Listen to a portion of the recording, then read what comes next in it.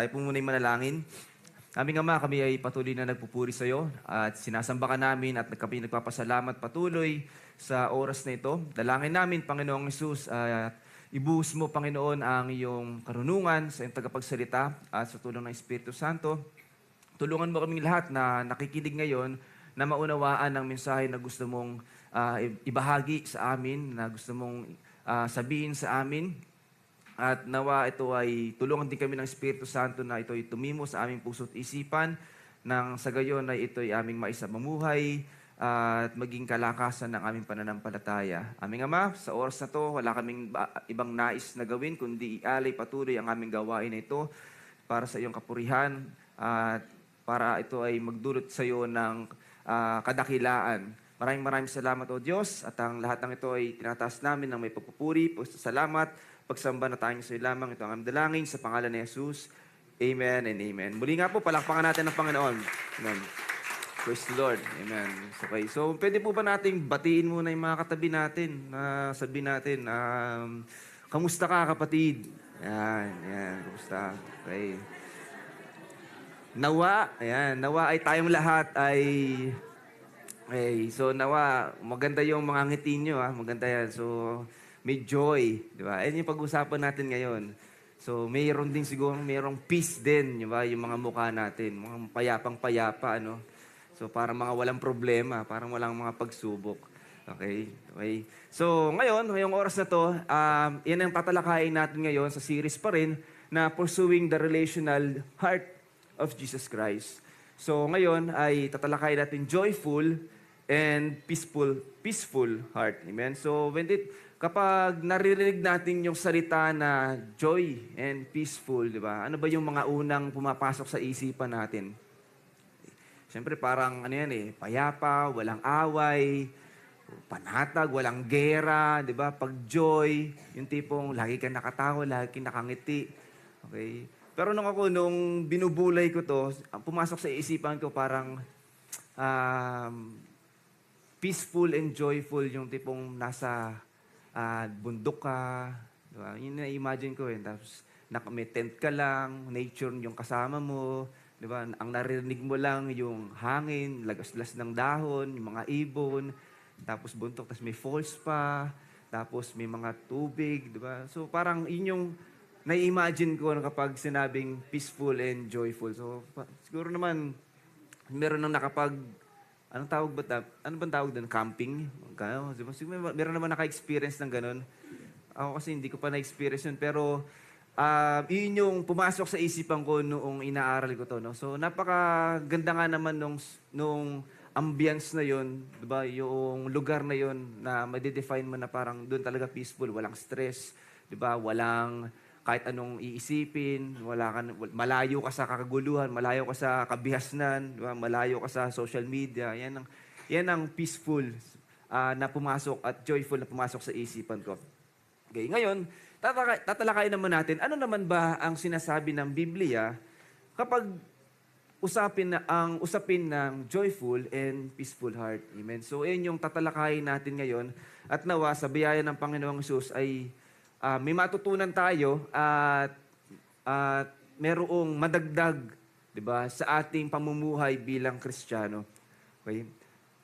Ang sabi po sa Roma 15 verse 13, ang Diyos na pinagmumulan ng pag-asa ang siyang magpuno sa inyo ng kagalakan at kapayapaan dahil sa inyong pananampalataya sa Kanya, upang managana ang inyong pag-asa sa pamamagitan ng kapangyarihan ng Espiritu Santo. Okay? So, himayin natin tong verse na to, no? So, dito pa lang makikita na natin yung kahulugan noong kagalakan at kapayapaan. Ang sabi dito, ang Diyos na pinagmumulan ng pag-asa, okay? Hope, di ba? Na nagbibigay ng pag-asa. Pag sinabing pag-asa, di ba? Anong unang pumapasok sa isipan natin? Kapag pag-asa, ito yung word na ginagamit natin kapag ang sitwasyon natin ay nasa alanganin, di ba? Di ba? Yun ang sinasabi natin, may hope pa, may pag-asa pa. Kahit na lugmok ka sa buhay mo ngayon, kahit ikaw ay, di ba, ikaw ay nasa ilalim ng gulong. Eka nga, di ba? May pag-asa. Di ba? Diyan natin ginagamit yung pag-asa. Amen? At ang sabi nga, yung pag-asa na to, ang Diyos ang pinagmumulan nito. At yung pinagmumulan natin na pag-asa ng Diyos, ito daw yung nagpupuno sa atin ng kagalakan at kapayapaan dahil sa inyong pananampalataya kanino? Kay Jesus Christ, upang, ano raw din ng purpose? Upang managana ang inyong pag-asa sa pamamagitan ng kapangyarihan ng Espiritu. So, yung kagalakan at kapayapaan, ibinibigay sa atin yan ng Diyos, di ba? Para din tayo managana din yung pag-asa natin. Amen? So, ibig sabihin, yung hope, yung joy and peace, magdudulot sa atin ng pag-asa na kung saan, alam kasi ng Panginoong Hesus, di ba? Alam ng Diyos na ito yung pwede nating gamitin kapag tayo ay nasa sitwasyon na hopeless, nasa sitwasyon na tayo ay lugmok, malungkot, etc., ano man yung chaos na kaguluhan na kinakaharap natin. So, ibig sabihin, mga kapatid, yung ini-imagine ko kanina na peace and joy, hindi pala yun yung itinuturo o hindi pala din yun yung parang pinupunto na joy and peace ng Bible. Okay? So, ibig sabihin, talagang yung joy and peace na tinutukoy ng Bible, ito ay nag-e-exist hindi lang kapag okay ang paligid, kapag okay ang lahat, na kapag payapa ang lahat. Amen? So, ibig sabihin, magagamit na natin to para tayo magdulot ng pag-asa. Amen? Ibig sabihin, kapag tayo ay lugmok, kapag tayo ay parang pakiramdam natin ay pinagsakluban na tayo ng langit at lupa, diba? Iyan yung magiging pag-asa natin. Kaya tayo magkakaroon ng joy o kaya tayo mayroong joy and peace. Nakuha niyo mga kapatid? So, ibig sabihin, yung joy and peace na tinutukoy dito, it is not the absence ng kaguluhan, chaos, o ano pa mang dilubyo sa buhay natin. Amen? So, hindi yun yung meaning ng Biblia. So, mararamdaman pa rin daw natin ang joy and peace kahit nandoon tayo sa loob ng chaos na yan, kahit nararamdaman natin yung kaguluhan na yan, there is joy and peace. Amen? Okay? Naunawaan niyo mga kapatid? Amen? So, ito yung pinupursu natin ngayon. Diba? Na puso ng Panginoong Hesus. Okay? So, dito, kaya yung pursuing the heart of Jesus, hindi binabago ng Diyos yung sitwasyon natin. Tandaan natin yan. Hindi binabago ng Diyos ang sitwasyon natin. Sa pursuing the heart of Jesus, fino-form ng Diyos ang puso natin para makapag-adapt tayo doon sa sitwasyon na meron tayo. Nakuha niyo mga kapatid?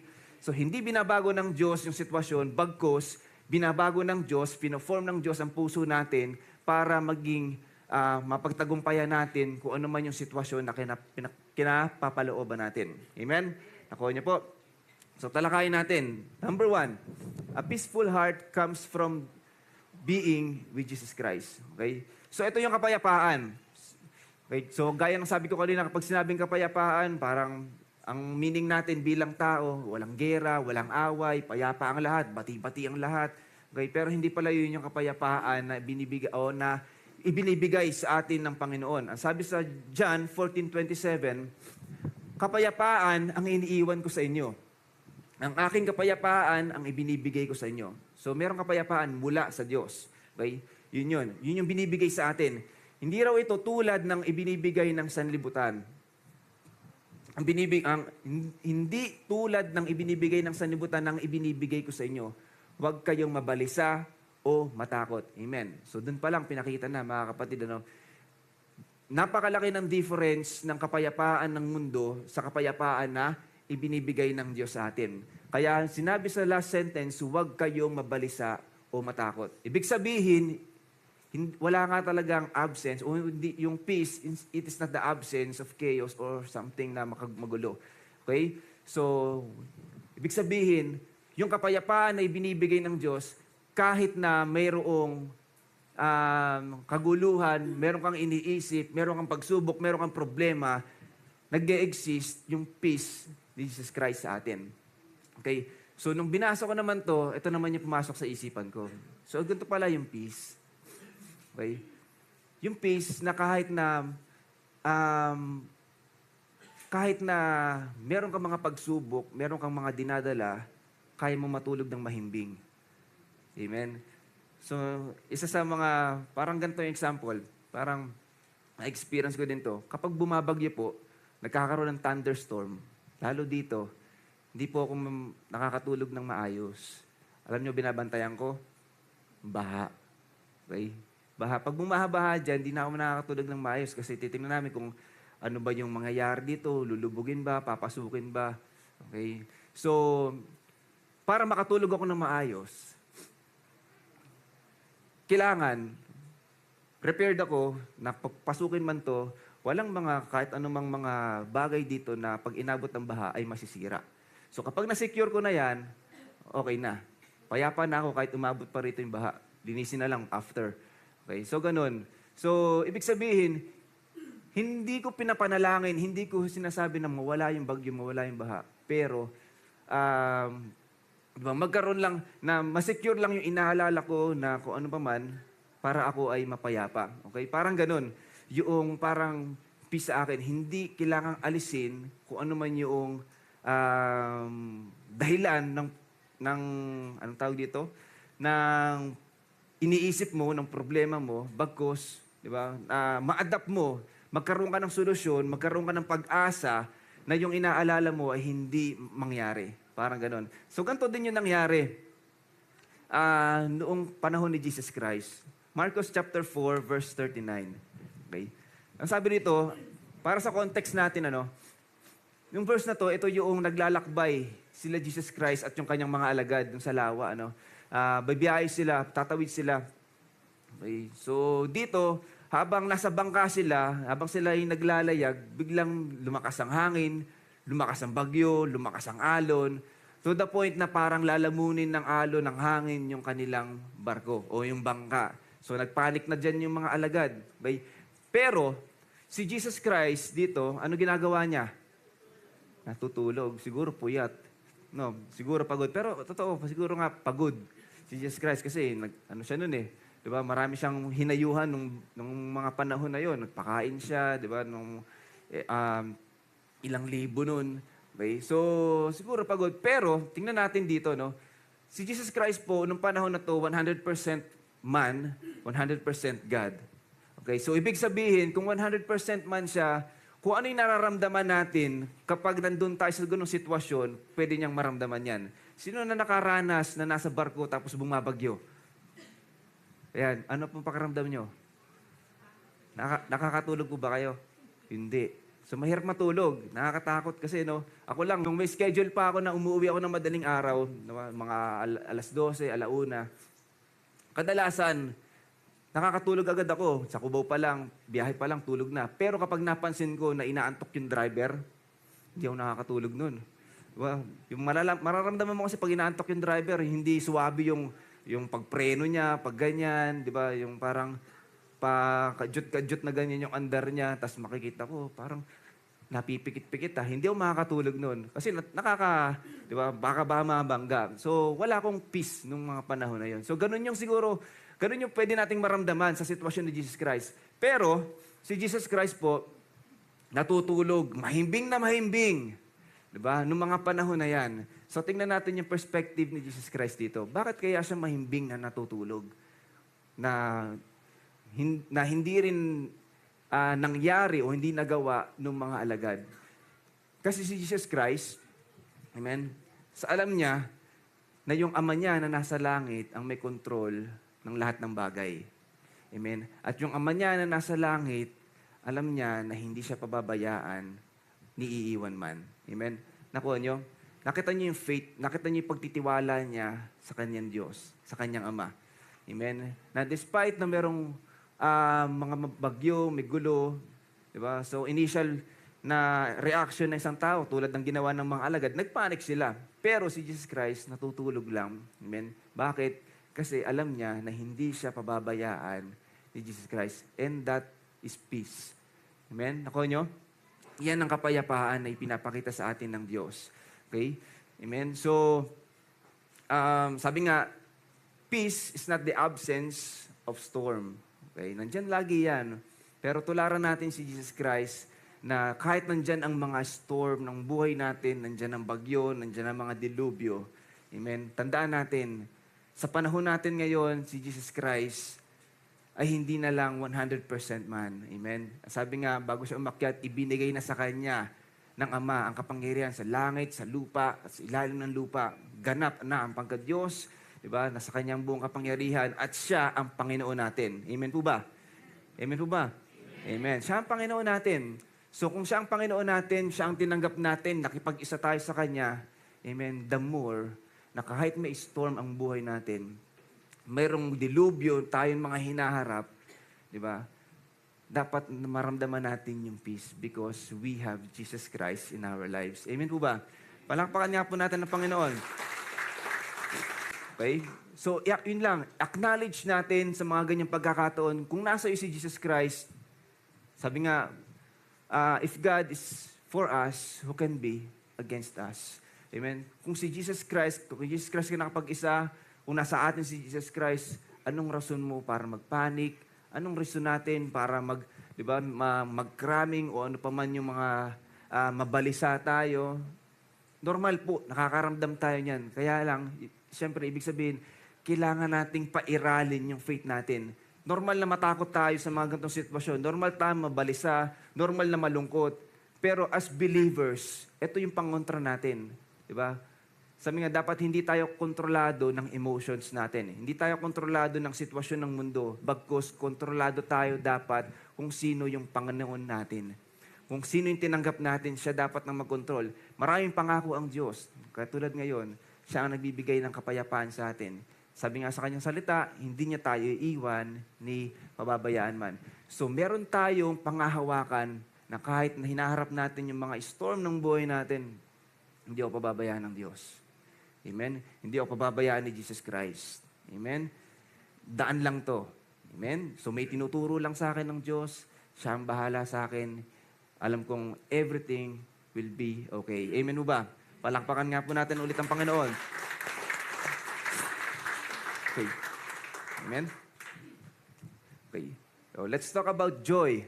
A joyful heart comes from delighting in Jesus. Okay? So, pag sinabing joy, hindi lang ito yung mga kapatid no, na nanood ka ng movie na nakakatawa, nanood ka ng Just for Laughs, diba? So, natawa ka. So, hindi lang yon. Okay? Na kapag wala ka nang napapanood, hindi ka na magagalak, hindi ka na matutuwa, o hindi ka na magsasaya. Okay? So, tingnan natin, ano ba yung joy? Ito lang ba yung parang masaya ka, tatawa ka, o kung ano pa man yung mga... Kasi pag sinabing natatawa ka, masaya ka lang, masasabi ko, ano lang din yan part of emotions lang din natin yan Kaya kapag nawala na yung emotion na happy ka, nawala na yung emotion, napalitan na ng kung ano pa mang problema, nawawala na rin yung happiness natin. Example, meron na ba naka-experience dito na nag-celebrate, meron birthday celebration, anniversary, tas biglang sa kalagitnaan ng kasiyahan yun, nag-chat yung boss mo. Diba? Parang ganun, na may sabit ka sa trabaho mo. Diba? May naka-experience na ba nun?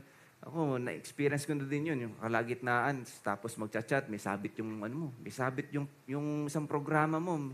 Diba? May lumusot na, non-compliant na audio, etc., etc. So, syempre, mawawala na yung kasiyahan ko nung mga oras din kasi iisipin ko na yun. Amen? Nakuha nyo? So, ibig sabihin, yung joy na ito, hindi lang ito nakabase sa emotion. Yung kasiyahan na ito, hindi lang ito nakabase sa emotion. Okay? So, ano ba yung joy? Ano ba yung kagalakan na sinasabi ng Biblia? Sabi sa Nehemiah chapter 8, verse 10, ang kagalakan na nagmumula sa Panginoon, ang inyong magiging kalakasan. Amen? So, yung joy, mga kapatid, meron pala yan ang Diyos. Okay? So, ang Diyos din pala nagagalak. Amen? Okay, so yung kagalakan din na ito, siyempre, ay mula sa Diyos din mismo. So ibig sabihin, hindi ito yung likas na kasiyahan na meron tayo. So, yung joy na ito, also, it is a gift from God. Kaya nga sabi sa John 15:11, sinabi ko ito sa inyo upang mapasa inyo ang aking kagalakan. Nabasa natin kanina, merong joy ang Diyos. Merong joy ang Panginoon. At sinasabi rin dito, sinasabi ko ito sa inyo upang mapa sa inyo ang aking kagalakan at maging ganap ang inyong kagalakan. Amen? Nako nyo. So, hindi ito yung kagalakan na natural na meron lang tayo dito bilang tao. Yung kagalakan na ito ay mula din sa Diyos. Nakakasunod pa kayo mga kapatid? So, ibig sabihin, tulad ng kapayapaan na binigay ni Jesus Christ, iba ito sa kagalakan din na meron ng mundo. Amen? Nakuha nyo? So, yung kagalakan na ito na meron si Jesus Christ sa atin, okay, ay ito'y far, far, far, far more different doon sa kagalakan ng mundo. Amen? So, ibig sabihin, mga kapatid, hindi lang ito nakabase sa emosyon. Hindi lang ito nakabase sa sitwasyon ng mundo. Hindi lang ito nakabase sa kung ano yung sitwasyon mo ngayon. Amen? Yung kagalakan na ito, it's a genuine joy. Amen? So, naalala ko, tinuro din ni Sister Marisa last time, di ba? Yung, genuine joy ay umuugat din yan kapag tayo ay, sa puso natin ay may gratefulness tayo. Amen? Ibig sabihin, nandun yung contentment, nandun yung pag-asa na, diba, na laging tayo nakadepende kay Jesus Christ. So, kapag sinabing gratefulness nga, diba, nandun yung masaya ka kung ano yung pinoprovide sa'yo, o masaya ka kung ano man yung meron ka, maliit man o malaki. Amen? At sa topic ni Sister Marisa, masaya tayo dahil unang-una, nasa atin si Jesus Christ. Amen? So, ano man yung ibigay niya sa atin, ano man yung provision na ibinigay niya sa atin, alam natin para sa ating kabubuti, gratefulness. At kapag na-appreciate natin yung mga bagay na yon, amen, umuusbong yung genuine joy. Amen?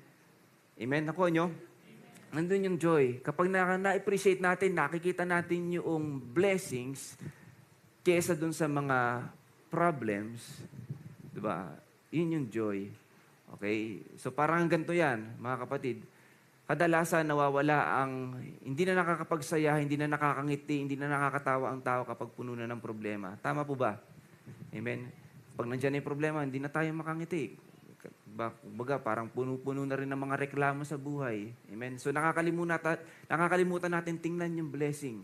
Okay? So iyan ang kadalasang tinitingnan ng tao. Pero as Christians, lagi natin nakikita, kahit yung pinakamaliit na blessing ng Diyos, nakikita natin, na-appreciate natin. Kaya nagkakaroon tayo ng kagalakan. Amen? Sa mundo natin ngayon, napakaraming reklamo. Ito, na-share ko din kahapon sa youth. Diba? Puno ng reklamo. Nagreklamo tayo dahil mataas ang bilihin ng bilihin, mataas ang presyo ng gasolina. Nababahala tayo o naapektuhan tayo kasi meron tayong sasakyan. Amen? Problema tayo kung ano yung lulutuin. Lagi tayo nagreklamo kung ano yung lulutuin natin kasi meron tayong lulutuin. Diba? Nagreklamo tayo dahil maraming pagawain sa bahay kasi meron tayong bahay. Nakukuha niyo yung punto ko? Okay? So, kadalasan ng tao, tinitingnan yung problema pero hindi nakikita yung mas malaking blessing. Nagreklamo ka, pagawain ng bahay, pero hindi mo nakikita, may bahay ka nga naman pala. Diba? No, iba, wala. Amen? So, iyan yung kadalasang dilil lang tayo ng kaaway. So, nawawala, diba, yung kasiyahan. Pero, sabi nga, kapag tayo po ay kay Jesus Christ, ito yung pinaunawa niya sa atin, ito yung binibigay niya sa ating puso, na makita natin ang lahat ng bagay differently, na hindi katulad ng pagtingin ng mundo. Nakikita natin ang lahat ng bagay in the perspective ng mata ng pananampalataya natin. Ako nyo? Na nakikita natin, na-appreciate natin yung mga bagay na meron tayo, maliit man o malaki. Amen? So, dyan nagmumula din yung joy. Iyan din yung ibinibigay sa ating kagalakan ng Panginoong Hesus. Okay? So, pag sinabi ding joy, pag sinabi ding kagalakan, hindi lang ito yung masaya tayo, mga kapatid. Ang sabi tingnan natin yung example ni David sa ikalawang Samuel chapter 6 verse 14 and 17. Para sa context nito, ito yung context na si David, nagsasayaw siya sa harap ng maraming aliping babae. No? Ito rin yung kinutya siya ni Michal na isang dakilang araw, di ba, para sa hari ng Israel na nagsasayaw sa harap ng maraming aliping babae na parang baliw. Di ba? Yun yung ano niya. No? So, sinagot naman siya ni David dito na Mas masahol pa ang gagawin ko dito. Amen. So kasi nga puno ng kagalakan ang puso ni David. Ano ba'y ginawa ni David dito? Sabi dito, si David ay sumasayaw ng buong lakas sa harap ng Panginoon. At dinala nila ang kaba ng Panginoon at inilagay sa loob ng toldang inihanda ni David para rito. Amen? So pag sinabing joy, mga kapatid, kahit na marami kang problema, marami kang pagsubok na pinagdadaanan, marami kang bagyong hinaharap sa buhay, andyan pa rin yung puso mo na ready na magpuri sa Panginoon. True joy, yung totoong kagalakan, pagpupuri sa Panginoon. Kaya nga sabi kanina sa prophecy, magalak kayong lagi sa Panginoon. Inuulit ko, magalak kayong lagi sa Panginoon. Amen? So, true joy, mga kapatid, yan yung kaya nating sumamba, kaya nating magpuri sa Panginoon kahit na marami tayong mga pagsubok na pinagdadaanan. Again, lahat ng meron tayo, faith, joy, peace, ano pa man yan, mga kapatid, lahat yan, ibinigay na sa atin ng Diyos yan. Ang kailangan lang natin gawin, pairalin natin sa buhay natin. Amen? Nasa sayan, kumbaga, desisyon ang dapat natin gawin yan. Sa gantong sitwasyon, nalulungkot ka, marami kang problema, ang sinasabi ng flesh, malungkot ka. Sinasabi ng flesh, mabalisa ka. Pero sinasabi ng spirito mo, magala ka. So, anong pipiliin mo? Yun yung battle.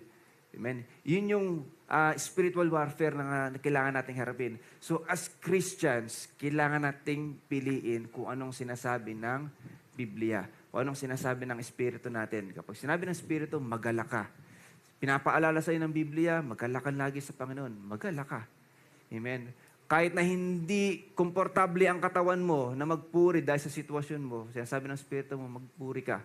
And then, you will find, ang sabi kanina, balikan natin. Nehemiah, ang kagalakan na nagmula sa Panginoon ang inyong magiging kalakasan. The joy of the Lord is my strength. Amen. So, meron ding effect sa buhay natin. Kung pipiliin natin na pairalin ang joyful heart sa buhay natin, kung pakiramdam mo nanghihina ka, di mo kaya yung sitwasyon na to, talagang kailangan mo magpuri kasi may kagalakan mayroong kalakasan sa kagalakan ng Panginoon. Amen. Nako nyo? So kung magpapasakop lang tayo doon sa lungkot, sa takot, anong magagawa? Diba? Walang magagawa yun, mga kapatid. Walang pangako na kapag nagpasakop tayo doon sa emotions natin, sa pita ng laman natin, mapapabuti tayo. Walang ganun. Amen? Sa halip, mas lalo pa nga tayong lulugmok kapag tayo po ay nagpasakop sa kung ano yung nararamdaman natin emotionally. Amen? Mas lalo tayong mapapariwara. Amen? So, kung ang pairali natin ay yung sinasabi ng Biblia, sinasabi ng Espiritu na magala ka, merong effect yan. Mas mapapagtagumpayan mo kung ano yung sitwasyon na kinapapalooban mo. May katagumpayan. Amen? So, true joy, kailangan pala nating magpuri. Meron kang problema, magpuri ka, umawit ka, manalangin ka, magpasalamat ka sa Panginoon. Yan po ang tamang mindset ng isang Kristiyano, isang anak ng Diyos. Okay? So, ibig sabihin din, ang joy, ang kagalakan ng Panginoong Hesus, bukod sa sinabi niya binibigay sa atin, it is shared also. Diba? Kasi may kagalakan ng Diyos, diba? Na isi-share lang natin, isi-share niya, kumbaga, nagsasalo tayo sa kagalakan ng Panginoon. So, ibig sabihin talaga, kailangan sa joy, mayroong kasama ang Diyos sa kagalakan natin. Kasama ang Diyos, kaya tayo ay nagpupuri. Amen? So, hindi naman kailangan lagi, nandito tayo every Sunday, magpupuri ako. O kung Lunes, Martes mo naramdaman yung ganong sitwasyon, paano mo pairalin yung joy? Okay? Pwede tayo magpuri mag-isa sa Panginoon. Amen? Pwede kang umawit. Na kahit ikaw lang mag-isa, mag-earphone ka kung gusto mo, magpatugtog ka ng gospel songs, ng praising songs. Amen? Kung sa tingin mo parang na-stress ka na sa trabaho, na-stress ka na sa mga errands mo sa buhay, magpatugtog ka. Amen? Makikita mo effect. Makikita mo effect after na nagpuri ka sa Panginoon. Di ba? Pinairal mo yung joyful heart na meron ka. Amen. Makikita mo na, uy, napakadali lang pala. Diba? Napakadali lang pala solusyonan. Diba? Ipaunawa sa'yo, bibigyan ka ng kalakasan. Hindi lang physical, kalakasang mental, kalakasang emotional, kung paano mo haharapin kung ano man yung pagsubok na yan. Amen? So, yan ang effect kapag tayo po ay nagpupuri sa Panginoon. Amen? Kaya nga, lagi natin na babanggit, lagi natin narinig, in praising, there is power. No praising, no power. Amen? Ganun lang kasimple yan. Kung wala tayong pagpupuri, mas lalo tayong manghihina. Amen? Kasi nga, the joy of the Lord is our strength. Amen? Number 3, a peaceful and joyful heart in hard times. So ito yung sinasabi natin kanina na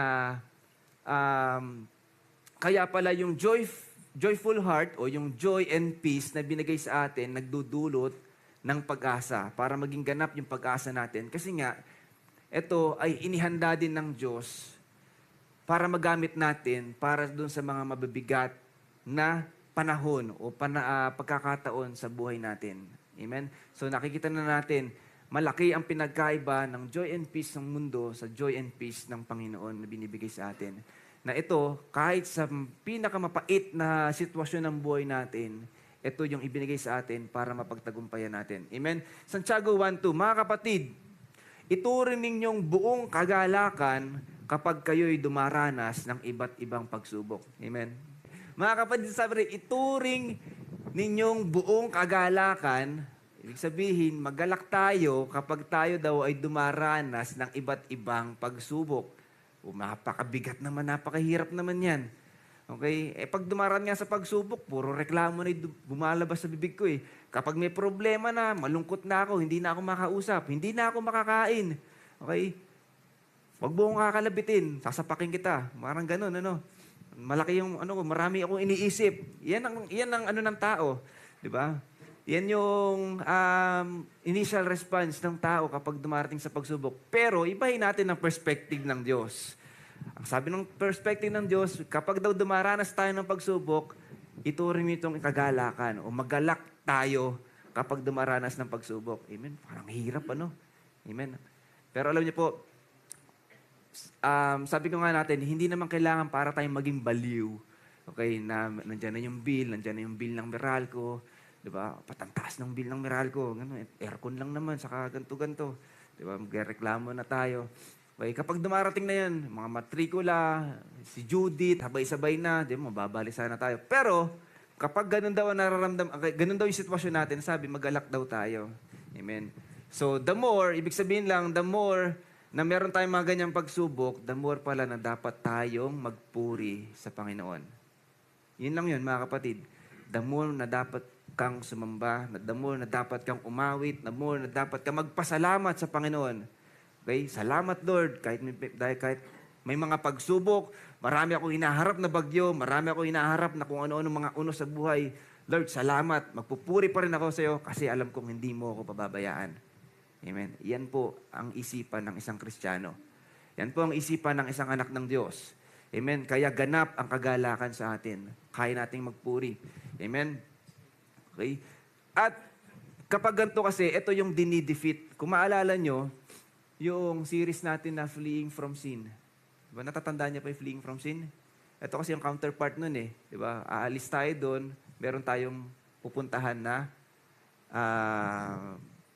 may patutungan tayo para mas lalo tayong maging ganap sa harapan ng Diyos. Kung maalala niyo yung topic na fleeing from sin, yung weariness, anxiety, and worriness.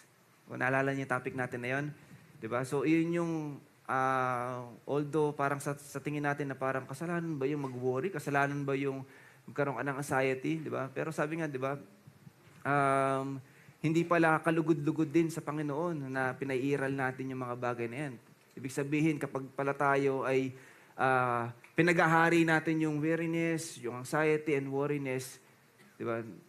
Kinukulang tayo sa pananampalataya sa Panginoon. At ang sabi nga, kapag kinukulang tayo, hindi nalulugod ang Diyos. Tulad ng nangyari doon sa mga alagad. Di ba? Nung bumagyo. Di ba? Ginising siya.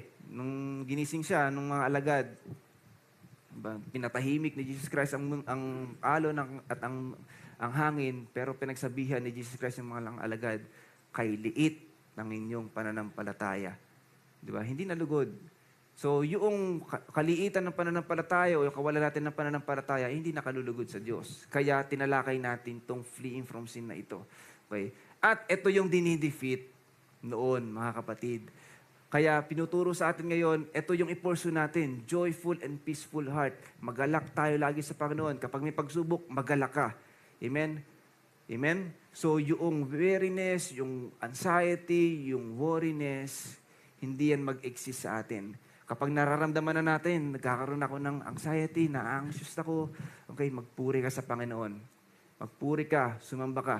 Amen? I-focus mo yung isipan mo doon sa mga pangako ng Diyos. I-focus mo yung isipan mo sa pagpupuri lang sa Panginoon. And makikita mo, magugulat ka na lang. After mo magpuri, after mong pairalan ng joy sa buhay mo, mga kapatid, magiging malinaw ang kaisipan mo. Makikita mo kung, di ba, parang ang liit lang pala ng pagsubok. Di ba? Ang liit lang pala nung hinaharap ko. Kayang-kaya pala ni Jesus Christ. Amen? Amen po ba? So, kayang-kaya ni Jesus Christ yan. Kasi nga, nasa atin si Jesus Christ at kailanman hindi niya tayo pababayaan. Tingnan nyo ngayon, ito example. Tingnan nyo yung kwento nila Pablo at Silas. So ito, basahin natin. Ito yung kwento ni Pablo at Silas. Si Pablo at Silas, sila yung mga alagad ni Jesus Christ. Sila ay nangaral sa mga hintil. Siyempre, noong mga panahon na yan, ang pangangaral ng mabuting balita ay inuusig, di ba, ng mga Pariseo, ng mga Hudyo. Okay, to the point na sila ay pinapersecute, kinukulong. So dito, nahuli sila na nangangaral at sila ay ikinulong. Grabe yung pagkakulong dito. Hindi lang sila basta kinulong sila sa kaloob-looban ng kulungan. Di ba? To the point na parang hindi ka na makatakas. Amen? Bukod doon, mga kapatid, bukod sa sila'y nakakulong sa kaloob-looban ng kulungan, sila pa'y mga nakapangaw. Alam niyo pangaw? Pangaw. Ano yan? Parang tanikala, di ba? Meron sa leeg, meron sa kamay, meron sa paa. Parang hindi ka na talaga makalayas. Di ba? Hindi ka makatakas. Amen? Kung ako nasa sitwasyon na yun, parang end of the world na para sa akin. Kaya wala nang pag-asa. Di ba? Kumbaga parang, kuhanin mo na lang ako, Lord. Di ba? Wala nang pag-asa makatakas dito. Unang-una, nakulong ako dito nang wala namang talaga akong kasalanan. Di ba? Wala namang, na-accuse ako ng wrong accusation, etc. para lang makulong. So ibig sabihin, may intention talaga inikulong. So, hindi lang dahil nagkasala ka. So, talagang, walang way para talaga ikaw ay makatakas, walang tutubos sa'yo. Okay? So, parang hopeless na talaga. Amen. Pero, despite the hopelessness na naramdaman o naranasan nila Pablo at Silas, anong ginawa nila? Basahin natin, Gawa 16:25-26. Nang maghahating gabi na, sina Pablo at Silas ay nanalangin at, ano raw? Umawit ng papuri sa Diyos. At nakikinig sa kanila ang ibang mga bilanggo. Biglang nagkaroon ng malalakas o malakas na lindol. Ano pat nayanig ang mga pundasyon ng bilangguan. Biglang nagkaroon ng malakas na lindol. Ano pat nayanig ang mga pundasyon ng bilangguan. Nabuksan ang lahat ng pintuan at nakalag ang mga tanikala ng lahat. Amen. Okay? So tingnan niyo yung mindset nila Pablo at Silas dito. Sabi ko nga, kung ako yun at kung tayo yun, wala tayong reason para magpuri. Tama ba? Wala na. Kumbaga, dead end na sa akin to eh. Dito na ako mabubulok, dito na ako mamamatay tiyak.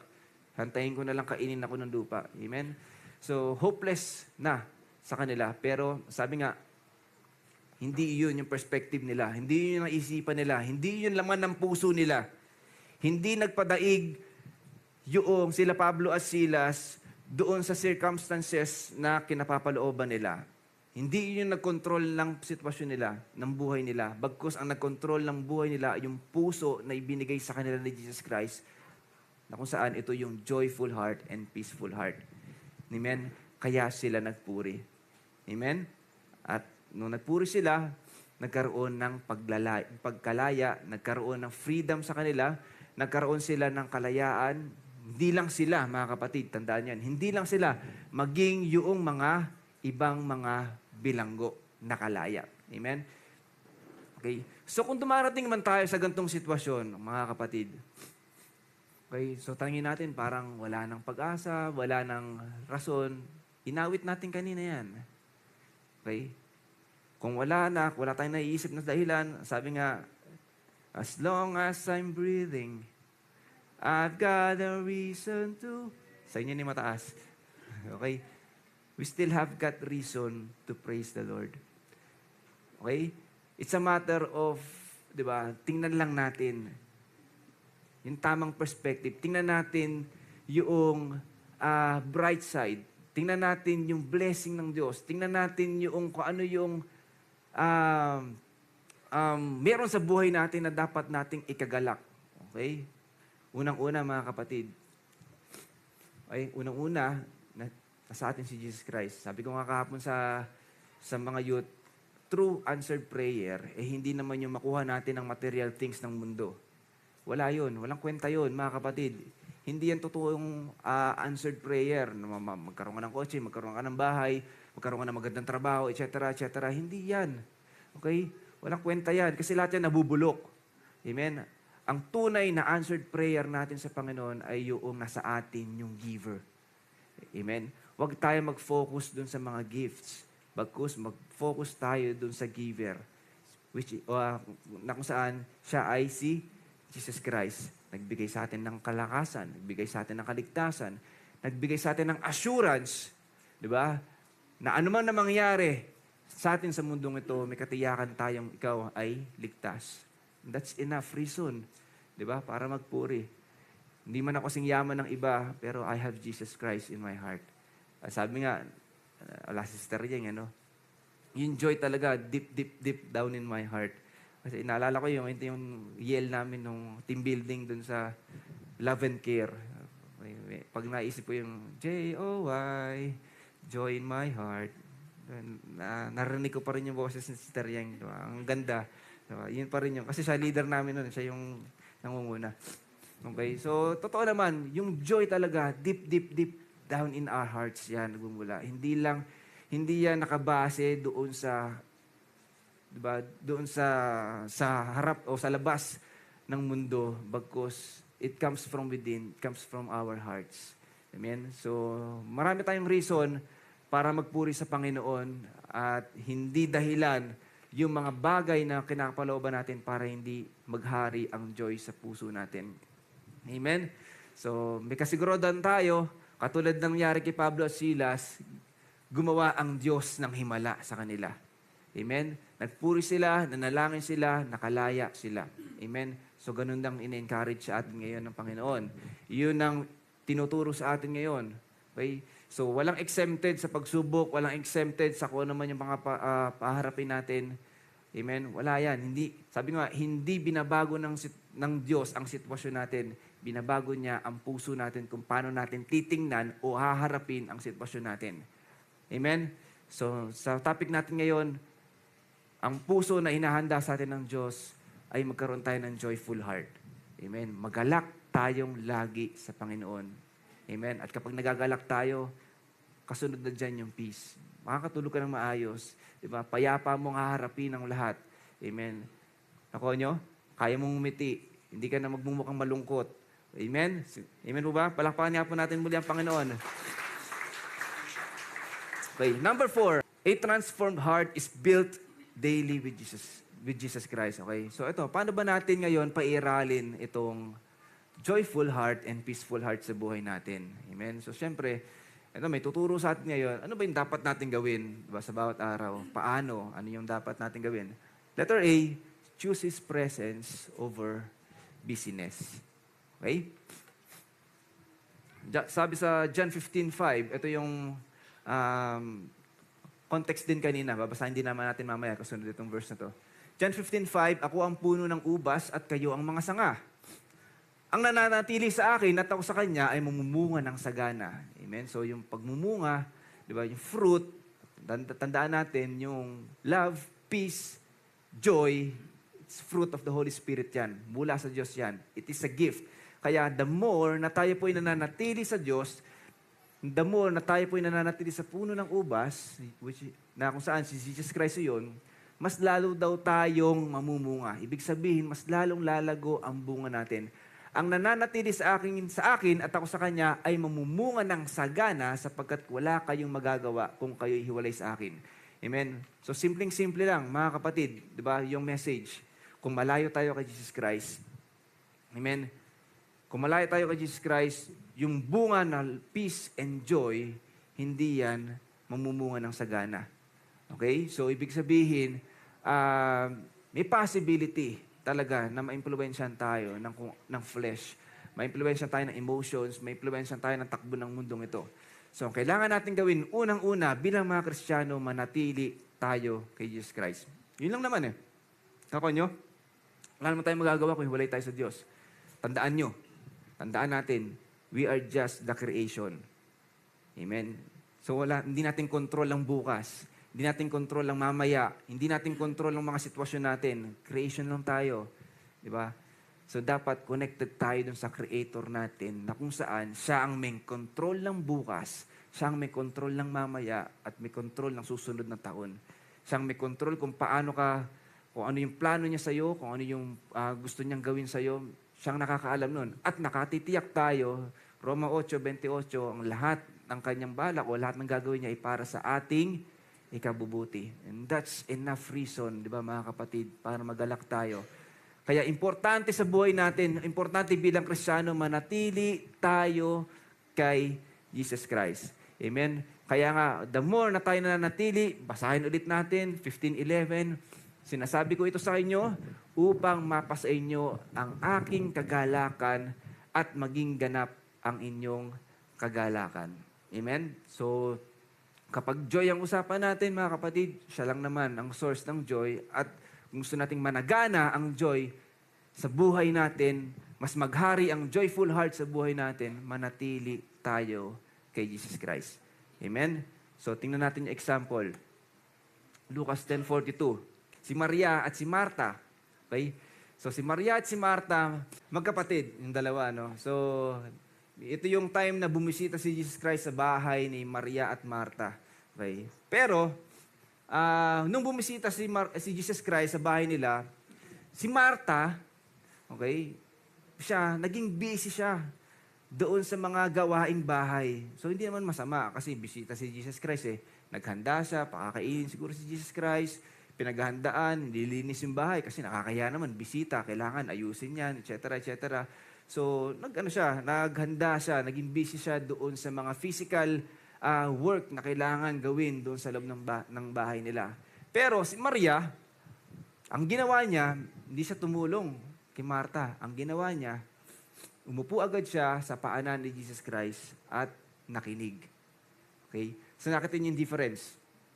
Naging busy si Marta doon sa mga worldly things, o doon sa mga physical things na kailangan gawin. Si Maria naman, ang ginawa niya, pinili niya ang presensya ni Jesus Christ. Amen. At ang aral sa atin ngayon, Lucas 10:42, ngunit iisa lamang ang kailangan. Iisa lang daw ang kailangan. Pinili ni Maria ang lalong mabuti. At ito'y hindi aalisin sa kanya. Amen. So, nakita niyo yung sinasabi din ni Jesus Christ, ito daw yung mabuti. Okay? Ito yung mabuti na kailangan natin gawin. Okay? Piliin lagi natin ang presensya ng Diyos. Hindi naman kailangan Sunday fellowship lang natin gagawin o midweek fellowship. Araw-araw pwede nating gawin ito. Amen? Tandaan natin mga kapatid, kapag kahit sa trabaho, kapag masyadong tayo nai-stress, pwede tayong, di ba, pause muna. Di ba? Teka lang, 15 minutes. Magpupuri lang ako sa Panginoon. 15 minutes, makikipag-usap lang ako sa Diyos. Amen? Okay? Sabi nga, yung busyness natin, kayang nakawin yan yung peace. Amen? Di ba? Alam ko, na-experience natin lahat yan. Kapag stress na stress tayo sa trabaho, napakaraming gawain, kahit hanggang bahay, dinadala natin yung stress. Di ba? So, nawawalan tayo ng peace. Tama ba? Di ba? So, totoo pala. Talaga, no? Tinatanggal ng busyness natin yung peace. So kapag napapansin na natin na parang nafo-focus na ako sa mga mundo, nagiging Marta na ako, teka, kailangan ko nang maging Maria. Kailangan ko ng presensya ng Diyos. Amen. Kahit 15 minutes, 5 minutes, 10 minutes, maglaan ka na ng oras na yon. Teka lang, magbe-break lang ako, magpe-pray lang ako. Amen. Pupuri lang ako, makikinig lang ako ng short Bible verse, diba, na para sa espiritu ko. Amen. So, yun lang. Pwede natin gawin yun, mga kapatid, tulad ng ginawa ni Maria. Hindi naman kailangan, hantayin pa natin yung Sunday. Nahantayin pa natin yung midweek, hantayin pa natin yung Saturday para sa mga youth. Okay, pwede natin gawin yan. Araw-araw, kahit nasa bahay lang tayo, o masyado tayong busy, sa gawaing bahay, diba? Pause muna tayo, pause. Diba? Kapag basa muna ng Biblia, kapag sa Facebook, napakadami. Diba? Napakadaming mga content creator na nagbibigay ng mga salita ng Diyos. Diba? Recently, so, ifinalo ko din si Johnny Shang. Johnny. Kaya si Johnny Shang? Ano siya, yung content creator siya na yung puro tattoo. Diba? Maganda kasi yung maganda yung kanyang testimony. Oo, ano siya, dati siyang bilanggo, 'di ba? Convicted siya, talagang half of his life pinairal niya doon sa makamundo, nag-drug siya, nakikipagpatayan siya, nabilanggo, etc., etc. Hanggang sa napansin niya, parang ito na lang babuhay ko. Parang laging nasa dilim. Okay? So nag-decide siya, hinanap niya yung fulfillment sa Bible. Binasa niya, ilang beses niyang binasa at doon niya naunawaan at nakilala si Jesus Christ. At mula noon, naging pastor siya. Okay? At doon, pinaililiwanag niya lahat ng mga messages ng Biblia. At magaling. Okay. Talagang may wisdom. Okay? So, pwede niyo rin siyang pakinggan. Nandyan din si Tetelestai. Diba? Nandyan din yung, actually, ito, recently, finalo ko din. Kung alala niyo yung nagbabasketball. Sino? Si Coach Mab. Oh, yun. Galing mo talaga. Si Coach Mab. Natuwa ako dun sa mga Natutuwa ako dun sa kanyang mga testimony. So, siya, basketballista siya. Freestyle basketball player.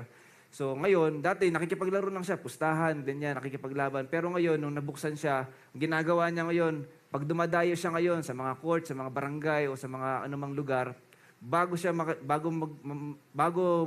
yung game, pupunta muna siya sa gitna ng court, magpipreach muna siya doon.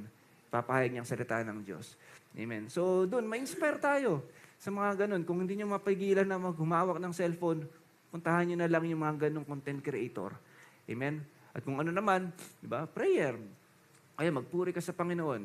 Make time to Jesus Christ. Make time na katulad ng ginawa ni Maria.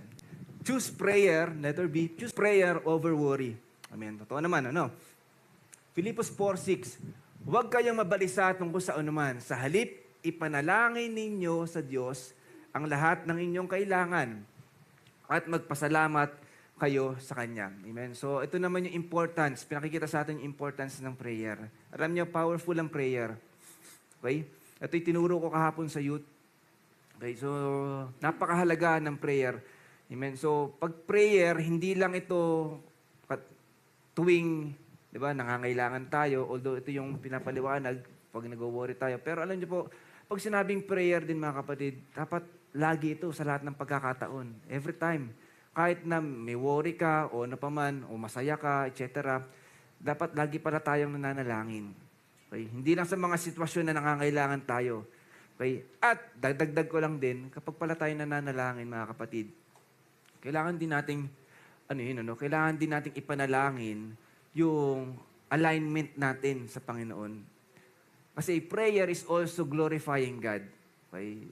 So, tingnan natin, kapag ang prayer natin, o laman din ng prayer natin is alignment of our dreams, o yung mga pangarap natin sa buhay, yung mga plans natin, na pinapanalangin natin na, Lord, align mo rin yung actions ko. Lord, align mo din yung words ko. Mga kapatid, naniniwala ko, nalulugod ang Diyos sa mga ganong uri ng panalangin o laman ng panalangin. Amen? Siyempre, kung ako man ang Panginoon, di ba, nalulugod ako kasi, alam ba, si Sir Janice, ganun ng prayer, meron siyang desire. Di ba? Kaya natin pinapanalangin na ma-align yung buhay natin sa Panginoon. Meron siyang desire na maging kalugod-lugod tayo sa Kanya, sa harapan niya. Amen? Ibig sabihin, kapag ganun ang laman ng prayer natin, di ba, we give, di ba, glory na rin sa Panginoon. Amen? So yun yung pinakikita sa atin ngayon na yung importance ng prayer. No? So, hindi lang din, dinagdag ko lang naman, no? Hindi lang din para dun sa ipanalangin din natin yung mga kailangan natin. Amen? So, given na yan, alam na rin ng Panginoong Hesus yan. Okay? So, gawin pa man, para dun sa topic natin, kung talagang hindi natin kaya, di ba? Kasi kadalasan ng tao, pag may dinadala, kailangan ng kausap. Amen ba? Kailangan natin mapapagsabihan. So, prayer is also a gift from God na binigyan tayo access para makausap natin siya. So, sulitin natin. Okay? So, i-take natin yung opportunity na to na makausap natin siya, sabihin natin yung laman ng puso natin, sabihin natin yung laman ng isipan natin, sabihin natin yung mga plans natin, sabihin natin kung ano man yung mga bumabagabag sa atin. At nakiniwala ko, ang Diyos po ay nakikinig sa atin. Amen. Lalo-lalo na tayo po yung mga anak ng Diyos. Nasa atin po si Jesus Christ. Amen. So, pinakikinggan niya ang mga panalangin natin. So, kung ganito yung sitwasyon natin, mag-pray lang tayo. At meron niyang power at meron niyang effect na after we pray, magkakaroon ng kagaanan ng kalooban natin. Tulad na nangyari kay, ito example, kay Ana. Kilala si Ana. Ito yung nanay ni Samuel. Okay, si Samuel na one of the greatest prophets ng Old Testament. Okay? So ito yung para sa context. Si Ana po, bago niya ipanganak si Samuel, maraming taon din siya nang hindi nagkaanak. Okay? So sa kanilang buong pamilya, siya lang yung hindi nagkaanak, na to the point na dahil hindi siya nagkakaanak, kinukutsa siya ng ibang pamilya niya. Okay, na hindi siya nagkakaanak, ganyan, etc. Na ang nangyayari, ang effect sa kanya, talagang lubos siyang nalulungkot. Okay? Lagi siyang, kumbaga, nagdudulot to ng labis na kalungkutan sa kanya, parang nadadown siya. Okay? So ang ginawa niya ngayon, pumunta siya ngayon sa templo. Okay? Templo na kung saan nandun din si Eli. So si Eli yung soon to be na magiging mentor din ni Samuel. So nanalangin siya doon. Okay? So nanalangin siya, pinanalangin niya, tinaas niya sa Diyos, nabigyan siya ng anak. Okay? So nanalangin siya. Pero alam niyo, isa sa magandang panalangin niya doon, kaya sabi ko kanina, alignment. Alignment ng mga plans natin. Naka-align din yung panalangin ni Ana doon nung nanalangin siya. Although sinabi niya, Lord, bigyan mo ko ng, paraphrasing. Ako, okay, Sir Bobby, paraphrasing, di ba? Okay. So, nung nanalangin siya, sabi, bigyan daw siya ng anak. So, at sabi niya, pinapangako niya na kapag lumabas na anak niya, iaalay niya yung kanyang anak sa Panginoon. Na ang bumbuhay ng kanyang anak ay maglilingkod sa Diyos. At yun nga si Samuel. Diba? Naging prophet, naging propeta. Okay? So, inalign din niya yung kagustuhan niya, inalign din niya yung pangarap niya sa Panginoong Hesus. Amen? So, nung nanalangin siya, ganyan, at dumating na nga itong verse 18, pagkatapos niyang manalangin, siya'y umalis, kumain, at hindi na siya mukhang nalungkot. Amen? So, yung kabigatan na meron siya noong mga oras na yon, nung after niyang manalangin, nagkaroon siya ng kasiguraduhan, nagkaroon siya ng assurance, siguro pinaramdam sa kanya ng Diyos. Diba? Pinaunawa sa kanya ng Diyos, sige, kung ano man yung mga nagpapabigat sa iyo, akong bahala. And after she prayed, diba, nawala yung kanyang kalungkutan. Amen? So, pinakikita ko lang dito mga kapatid na there's power in prayer. So, wag nating kalimutan, wag nating i-take for granted yung panalangin. So, ang ganda nga nung opportunity na to, ang ganda nga privilege natin. Anytime, anywhere, pwede tayong manalangin. Yan ang tinuturo sa atin ng Diyos. Kasi nga, ang Diyos ay omnipresent God. Hindi na natin kailangan pumunta na pa ng manawag o simbahan o ano paman. Amen? Ang Diyos po ay nasa lahat ng dako. Nasa loob ng kwarto, nasa loob ng kusina, nasa paaralan. Anywhere, pwede tayong manalangin. Amen? So, kung tayo nabibigatan, pinaunawa sa atin, choose prayer over worry. Amen? Palakpakan po muli natin ng Panginoon. Siyempre, letter C, walk daily with the Spirit. Okay? So, gaya ng sabi ko kanina, ito po'y bunga ng Espiritu. Galatia 5:22-23. Ngunit ang bunga ng Espiritu ay pag-ibig, kagalakan, kapayapaan, pagtitiis, kabaitan, kabutihan, katapatan, kahinahunan, at pagpipigil sa sarili. At walang kautusan na laban sa mga ito. It is a gift from the Spirit, mga kapatid. So, pag sinabing walk daily with the Spirit, choose kung ano ang binibigay sa atin ng Espiritu. Dalawa to eh. Diba sa Galatia 5, pitahan ng laman at bunga ng Espiritu. So, sa matter of decision natin kung ano pipiliin natin sa buhay natin. Pitahan ng laman o yung bunga ng Espiritu. Pero in-encourage natin ngayon ng Diyos, walk daily with the Spirit. So, piliin natin kung ano ang bunga ng Espiritu Santo. Amen. Totoo, battle yan. Sa bawat araw, lagi tayong tutuksuhin yan ng kaaway. Di ba? Ano tayo dyan? Ang tawag doon, tutuksuhin tayo, itetempt tayo. Kaya nga pinag-aralan natin, flee from sin and pursue the heart of Jesus. So, i-choose natin, pupursue natin kung ano ang bunga ng Espiritu. Amen? So, kapag sinasabi ng laman, malungkot ka, mabalisa ka, okay? Ang sinasabi ng Espiritu, magalak ka sa Panginoon. Inuulit ko, magalak ka. So, then choose to rejoice. Amen? At darating din ang kapayapaan sa buhay natin. Amen? Magpuri ka. Amen? Makikita ninyo yung difference. Makikita niyo yung effect ng pagpupuri natin sa Panginoon. Maraming example na tayong pinakita kanina. Amen? Hindi nga po, palakpakan natin ang Panginoon. So ano pa yung walk daily with the Spirit? Gawa, chapter 2, verse 46-47. Araw-araw sila'y nagtitipon sa templo at nagpipira-piraso ng tinapay sa kanilang mga tahanan. Yan gagawin natin ngayon. Sila'y kumakain ng may kagalakan at may malinis na puso na nagpupuri sa Diyos at kinalulugdan ng lahat ng tao. Amen?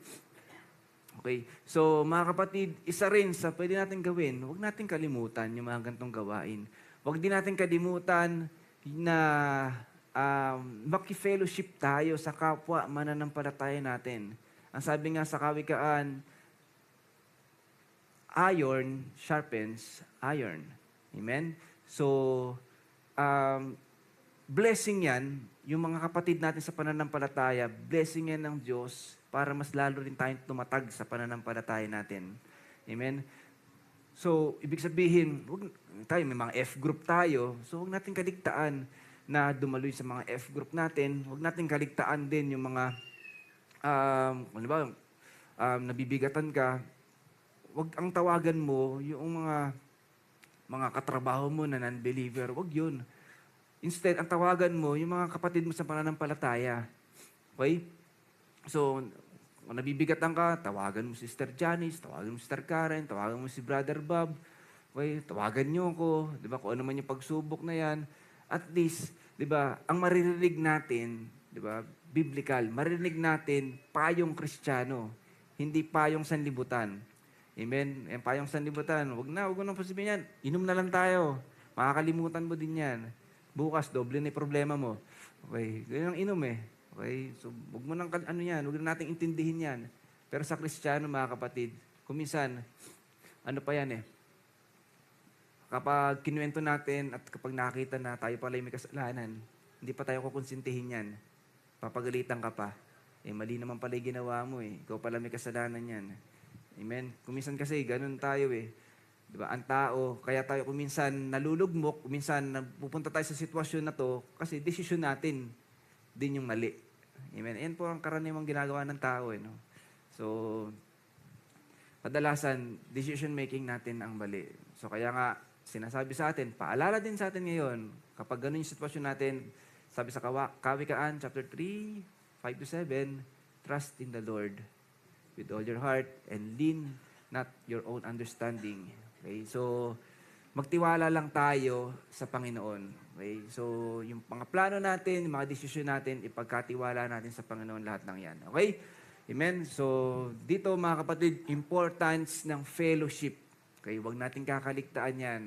Amen? Yung mga F-group natin, yung fellowship natin ngayon dito, at yung pakikisalamuhan natin sa kapwa mananampalataya, healthy po yan. Amen. Malaking tulong po yan para sa atin. Amen. So lastly mga kapatid, so sabi sa Filipos 4:4-5, patuloy nating inuulit pa kanina, magalak kayong lagi sa Panginoon. Inuulit ko, magalak kayo. Ipadama ninyo sa lahat ang inyong kabutihang loob. Malapit nang dumating ang Panginoon. Amen. So mga kapatid, yung desisyon natin na magalak lagi sa Panginoon, ano po yan mga kapatid? Merong effect din yan sa mga tao na nakakasalamuhan natin. Okay, so meron niyang nakikita yan. Okay, so nagiging ilaw pa rin tayo once na pinaiiral natin yung kagalakan, yung kapayapaan na meron tayo. Okay? So halimbawa, bakit ganun? Sister Maria, kahit na napakaraming problema, diba? Hindi ko makita sa mukha niya na puno-puno ng problema. Diba? Ang ganda pa rin ng ngiti, nagniningning. Amen? Bakit ganun? Samantalang ako, diba? Samantalang ako, nasa akin ang lahat, pero hindi ko kayang ngumiti ng ganyan. Amen?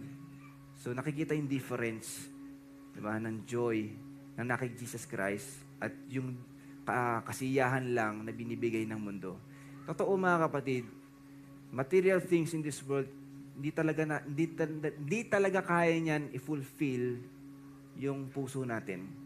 Hindi nila kayang i-satisfy yung puso natin. Laging may kulang dyan. I mean, para yung donut. Okay? Although sa donut, napakaraming feelings, di ba? Sarap kagatin.